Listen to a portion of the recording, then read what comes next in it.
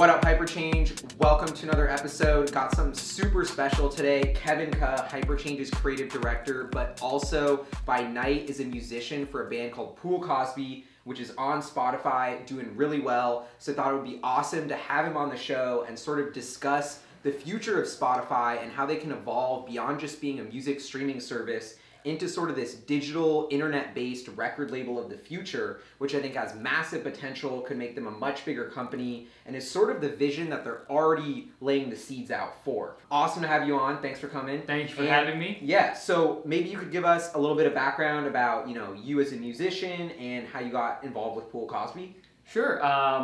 I'm a violinist, a producer. I've been playing violin since I was 4, so pretty much all my life. And a few years ago, I joined a band called Pool Cosby, and last year, in 2017, we put out our first commercial record called Blind Gold, and it released on all the streaming platforms, and definitely Spotify was one of the main platforms that it came out on, and that we, as users, as the band, track really heavily. So maybe for a little background, how would you describe Pool Cosby's sound or like your genre? Or I definitely think it's different. It doesn't fit into one category. It's jazz-based, R&B, hip-hop, sample-based, but also we have string elements and classical elements in there, and so it's kind of a jumble of different things, which if we're talking about Spotify, I think is a good place for it to live, because I think with their algorithms, they're better able to kind of build playlists or showcase your music to artists that might be interested, or to listeners who might be interested in your music. And you hit on an interesting point, which is Spotify, unlike every other music service or just the way the music industry has worked, categorizing and labeling things by genre, they label things by mood. Their entire playlist functionality, Definitely. The way their platform works is by mood. And so you're saying you guys are hard to put, you play, I've been to a couple of your shows, you play violin, there's somebody who does, is making beats, sort of like DJ, then you guys have a live drummer, it's just this crazy sort of new age, thing. It sounds weird, but then when you listen to it, it's like this awesome dance, upbeat pop kind of music. So if the vibe is so simple, but to box into a genre would be hard. I mean, personally, I really like that. I think about how I'm feeling first, and then I think about what kind of music am I trying to listen to right now. The activities that I'm doing. And I think that's a big advantage that they have. They are curating these playlists for barbecues, for, workouts, for chilling, for date night, for dinner. And I think, it's these activities, it's these moods that you're a part of, experiences. They're experiences that you're a part of, and the music is trying to enhance that experience. It's more than just the genre, rock, house, whatever. And beyond that, I think it shows how Spotify is thinking about the customer. They're not we're going to put out music, it's this genre, put it out. That's what they're thinking holistically about what do our customers want, what situations are they going to be in, how can we make our product the best for that situation. Sure. So I think that on a higher level shows Spotify's kind of corporate culture and ideology, which I'm a huge fan of. Also, congrats, because Pool Cosby just had a song that passed 1 million streams on Spotify.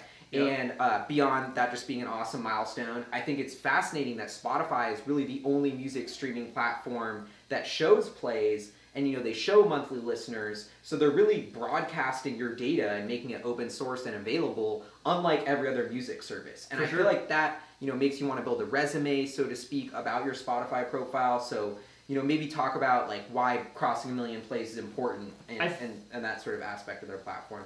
I think, at a most basic level, I think 1 million plays is just, it's pretty awesome that sounds cool. Your song has been played 1 million times. It sounds really cool. It is really cool.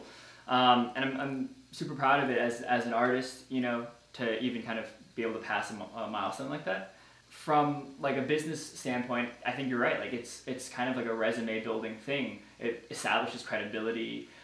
Very similar to how SoundCloud kind of does it. They also show play count. They have comments. They have number of followers. Oh, SoundCloud does. Okay. And I think that's a lot of people go on there to discover artists and see who's good, what's up, what's new on the town. And Spotify being able to show you how many followers you have, how many monthly listeners you have, how many streams you have on your song, kind of is it's very validating. From a listener's perspective, I think that showcasing those numbers is also something that can help an artist grow. You know, if you click on a new artist that you've never heard of, and that person has 350,000 monthly listeners, and they got a song that crosses 1 million, that's already crossed 1 million, you've never heard of them, probably more likely to click on that song and be like, oh cool, like 1 million people listen to this song, like it's probably pretty popular, like let me check out what this is. And so like it's kind of been building into that idea of cultivating new artists. And I really want to like emphasize that I think that that's where Spotify has their advantage versus other music streaming platforms, where they're really spending attention on helping artists grow their communities, their followings, using their data to kind of make that happen. From a user perspective, one of the big reasons I love Spotify is I think they have really amazing playlists. We're talking about how they're grouping them and categorizing them by mood and experience, but I think like, at a more basic level, like it's just really good music, and more often than not you're listening to music that you really enjoy and really like, even if it's new. And so it's a discovery platform.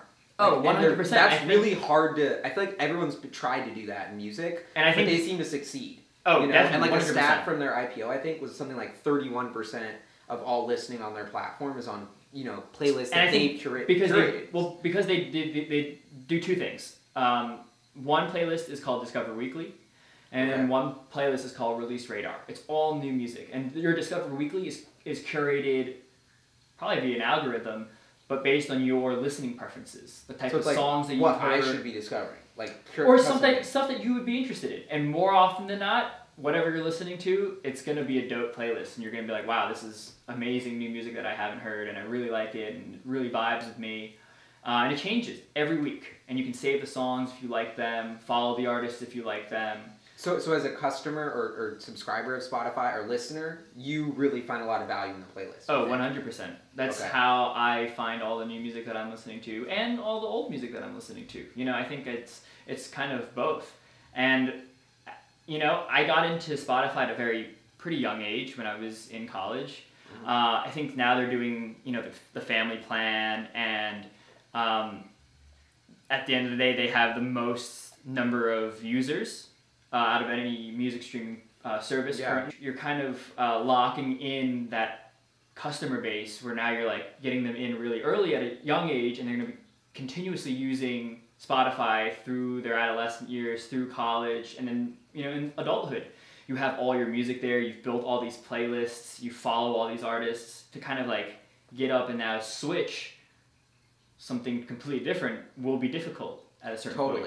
Mixing it up a little bit, we've talked about Spotify as potentially being the Netflix of music because they leverage all this data about what people are listening to potentially curate these Discover Weekly playlists for you. Like, they're really a data-first platform, and that's how they're making a lot of their decisions. Anyway, but so I'm curious, but from the musician standpoint, they're giving you a ton of analytics about who's listening to your stuff and where. So I'm curious if, you guys have ever decided to go on tour, and are you looking at that data about who's listening? Definitely. I think they have a thing called Spotify for Artists where you can create a profile or claim your profile. You go in and you can then see the age group of people who are listening to your music, where they're discovering them, where and how many people in those countries are listening to your music. Wow. And it breaks it down by city even more. So 100%, if we're looking at our top cities, like we'll just utilize that kind of data to kind of see where we can go and where it's viable for the band to go. Does it make sense to go to the city where there's only 50 listeners, or do you go to the city that has a few thousand listeners? It's like you'll be able to see better where your markets are. And that's huge because I feel like before the internet existed, this was totally unprecedented. You were in the dark. It was like, we got a friend in this city. Or he got a show, like, let's just try and see if it happened. Like, now you really have insight. Is like, we have 1,000 people in this city who are listening to it. Not only can Spotify tell you as the artist that this is a potential opportunity, but Spotify is the connection point to those listeners to market, to say, hey, your favorite band, Pool Cosby, is doing their first show in your city ever. Do you want to buy the tickets? Click here. So beyond even just telling you where to go, they could eventually be the touch point for getting listeners involved. And so they kind of already do that. So they showcase on your page, like if you have an upcoming show, they'll highlight it. You can search by city where the shows are. So it's kind of already breaking into that sphere where you can promote an upcoming release or a new release and then say, hey, I'm playing this show.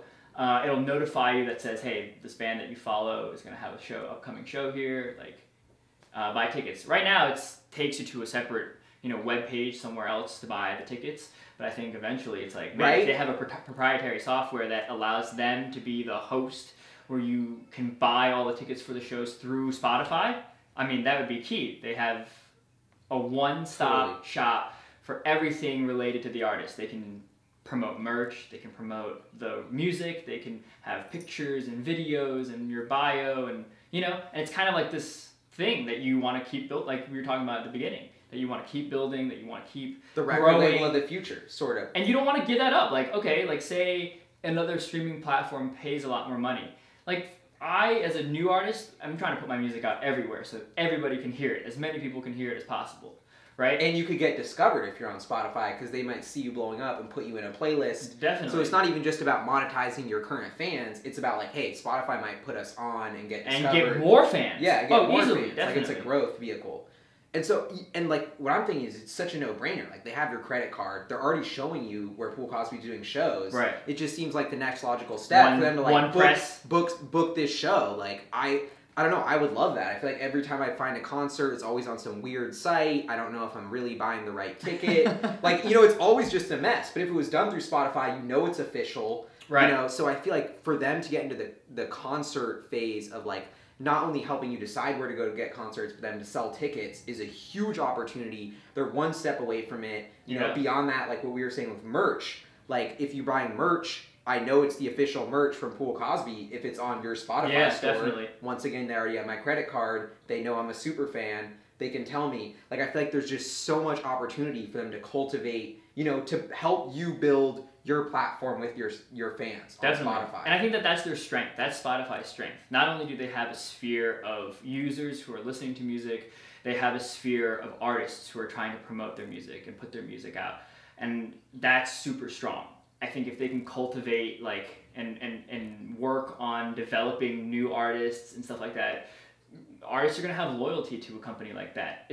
The music industry is the Wild West, and it's hard. It's really difficult to get noticed by industry people and be a part of a label and everything like that. That's a whole process. But I think Spotify is in a way very definitely opening that door and giving you these services that allow you to see yourself and promote your own music without having to be a part of a major label or something like that.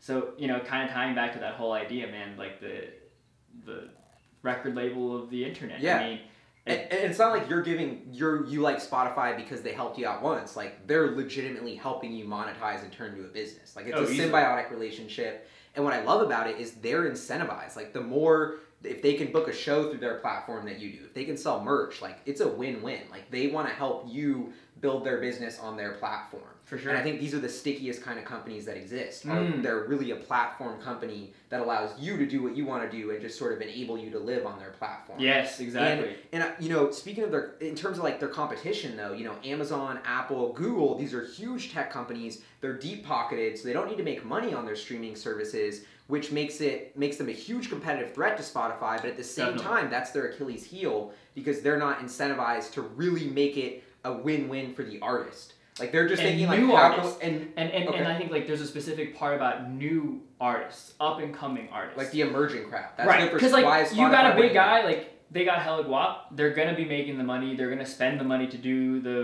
the exclusive premiere, to do all these things. It's about the new and upcoming artists that are out there, and there's more and more of them as all the software is becoming more accessible, production is becoming more... Speakers are cheaper, mics are cheaper. It's just like, there are more artists out there than ever, there are more musicians out there than ever, people creating music, and I think if they can capture that audience, it's gonna be huge.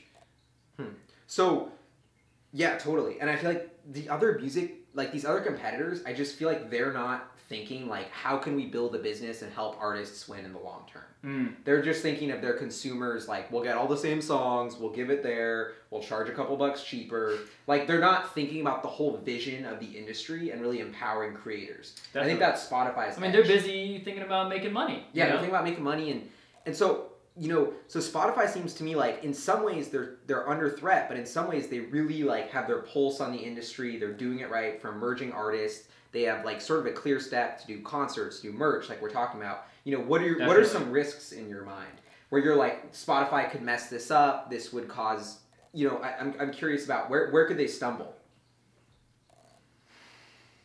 That's a good question. I don't know. Where can they stumble? I mean, okay, so they are at the whim of labels, I think, which is sort of a very interesting part of their business. Okay, this one, yeah. I think one of the challenges that they might face is like the exclusivity of bigger artists. And I think, part of, you have the market of newer artists, but you also want the big artists and their music, right? So, like the Taylor Swift, Katy Perry. Exactly. And they might take a deal from Apple and say, hey, you can't have your music anywhere else but Apple Music, or from Tidal. And we're shelling out for it. And we're going to shell out for it. So I think like they have to also make sure that they can cater to that scene as well and say, hey, like we are going to premiere our exclusive content as well. We're going to have things that are only Spotify has. And I think they're working on that. They have the Spotify sessions where artists come in and they do, Spotify records it, puts it out, has the Spotify logo, everything. And is that exclusively on Spotify? Exclusively on Spotify, yeah. And I think, but like, what I'm saying is like they need to make sure that like big artists, music that comes from them is also available on their platform. Okay. Because I think one of the things is I think Apple Music currently has a bigger library than Spotify. Barely. Like what, 40 million to 35 million songs? Sure. Okay. But they're repping that. They do have a bigger library. But I've come across a few instances on Spotify where I'm looking for something specific and I can't find it. It's not there. So if that gets worse. So that's a tricky thing because man, that's kind of disappointing. Like the artist that I'm looking for, I can't find on there. It's also available in a lot less countries than Apple Music is. Apple Music is available in a lot more countries. So that could be, kind of a block for their expansion. And they already have a very strong global presence, I think.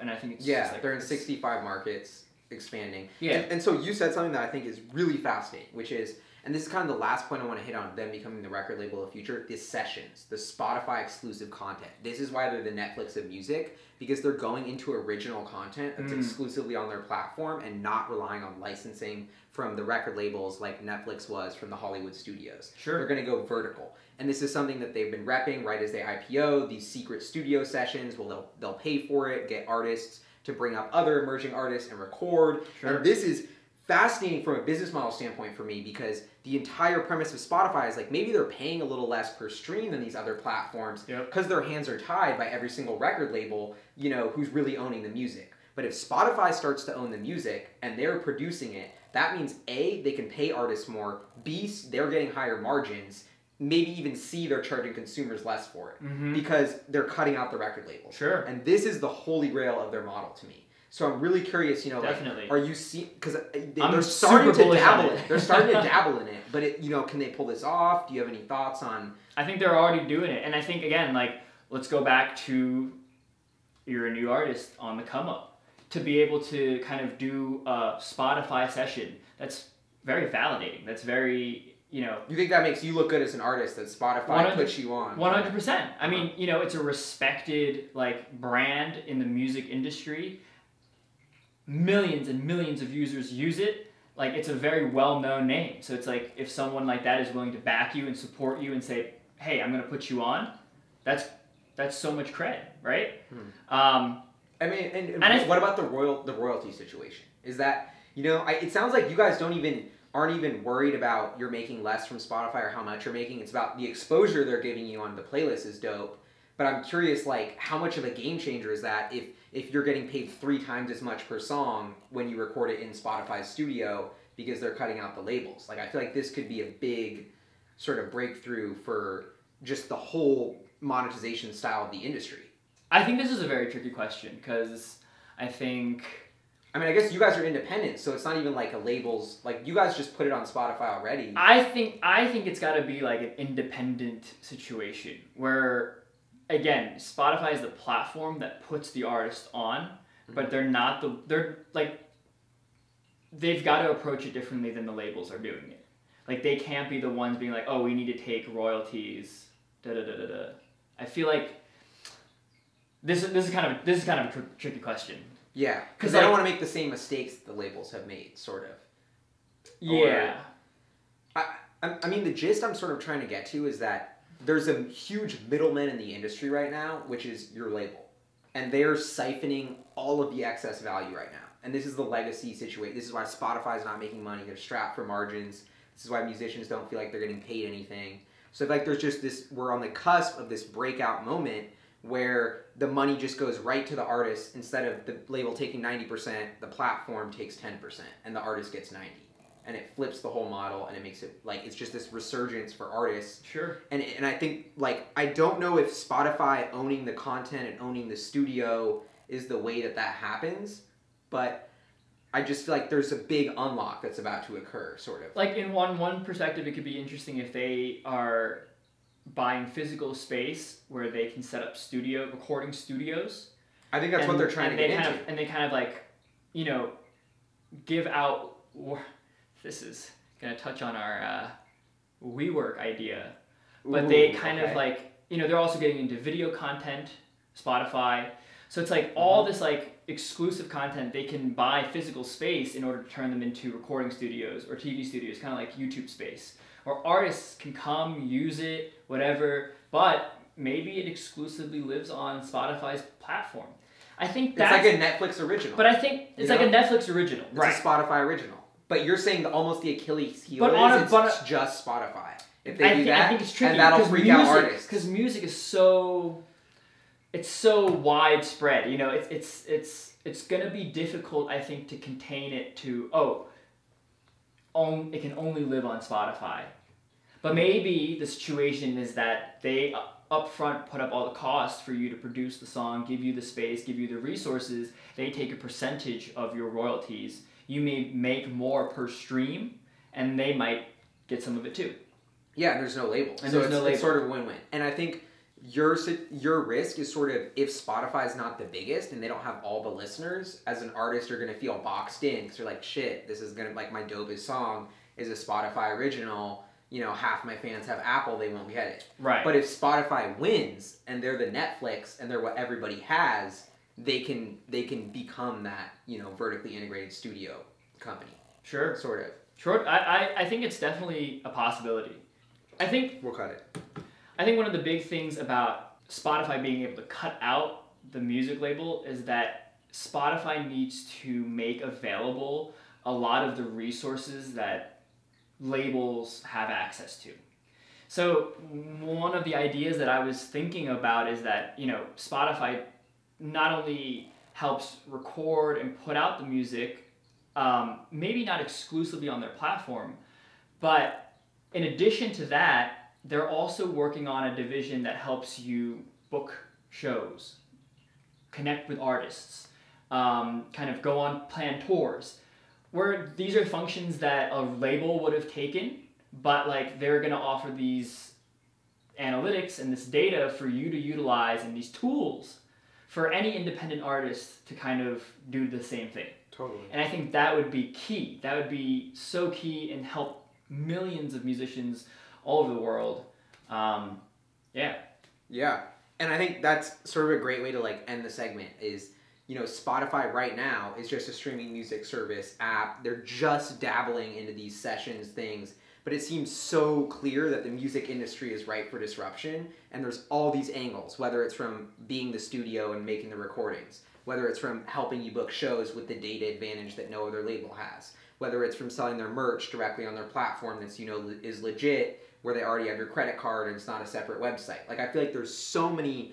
I don't want to call them low-hanging fruit for them to tackle because I feel like each one's a challenge, but it seems like the base they're building now is just setting up to become the all-encompassing record label of the future, which is so amazing because it means you don't have to be the top 0.1% artist to get signed and make it. you can be just good enough to build your fans and then use this platform and it'll like make it so much more accessible to small maybe do artists. it yourself. Do the whole thing yourself. You know? Like with Spotify, it's sort of like they enable you, they empower you. In conclusion, you know, Spotify, the music industry was in decline. It seems like there wasn't really a solution. Everybody was super downbeat on it. For the past couple of years, the music industry in the US has returned to growth. Definitely. Thanks to streaming.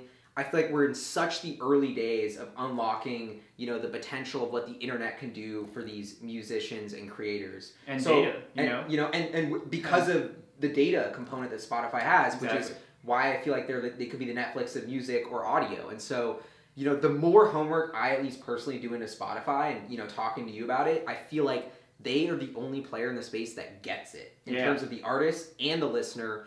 And I just think we're so early in seeing them disrupt the entire industry that, to me, it's really an exciting moment to watch it all go down. Definitely. I think they're the disruptor. And I think I feel really excited about it kind of being on both sides of that coin, you know, being someone who's putting their art and their music out there and also someone who really enjoys the platform as a space to you know, listen to music and find out new artists and find out new music. I enjoy it from both perspectives. And I think it's a great company. I think it has a great future ahead of it. It's just getting into exclusive content with Spotify sessions and videos. I think it kind of like, you know, you have Vivo on YouTube. But like, again, like imagine it's just like one kind of Wikipedia place for music. Concerts, your merch. Everything. You get to all see official from the artists. Videos, the everything, you know? I think they can that's pull it what off. It needs to be. And I think they can pull it off 100%. Awesome. And I mean, I think the fact that just people like you and our Pool Cosby are so bullish on it makes me bullish on the company. Like the fact that you want Spotify to win, you're ready to think about the next 5 years of your band and how you guys want to just continue to work with Spotify and hope that, you know, like that makes me excited because if they're catering to you, the people that are up and coming and emerging, that's the future of the industry. Exactly. That's who they need to be winning with, and it feels like they are. Thanks for coming To on, us. K-Bone. That was awesome. Thanks. Do that again. We had a terrible high five. Oh. Kevin, thank you so much for coming on, bro. Really appreciated it. Thanks, awesome man. For the Hyperchangers, for me to just hear about like the first-hand experience of a band on Spotify. I really think this could be the record label of the future. Any comments, questions you guys have, definitely leave it below. And I'm going to put the link to Pool Cosby's Spotify, so you guys definitely check that out if you need some new music to listen to. Thanks, Juras. We had a great conversation. See you again next time. Yeah. Peace. And we did our sign off was perfect right there.